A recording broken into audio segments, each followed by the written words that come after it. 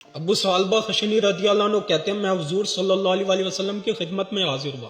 میں نے عرض کیا یا رسول اللہ ہم اہل کتاب کے علاقے میں رہتے ہیں اور ان کے برتنوں میں کھاتے ہیں.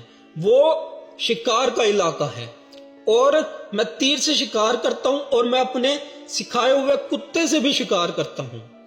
مجھے یہ بتائیے کہ ہمارے لیے کیا حلال ہے؟ آپ صلی اللہ علیہ وسلم نے فرمایا جیسا کہ آپ نے کہا کہ آپ اہل کتاب کے علاقے میں رہتے ہیں اور ان کے برتنوں میں کھاتے ہیں.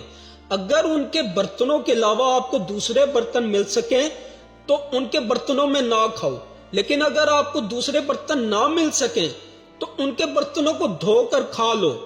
اور جو تیر سے شکار آپ کرتے ہو، اگر آپ تیر پر بسم اللہ پڑھ کر شکار کرتے ہو تو کھا لو، اور اپنے کتے کے ذریعے شکار کرتے ہو تو کتے پر بسم اللہ پڑھ کر وہ شکار بھی کھا لو.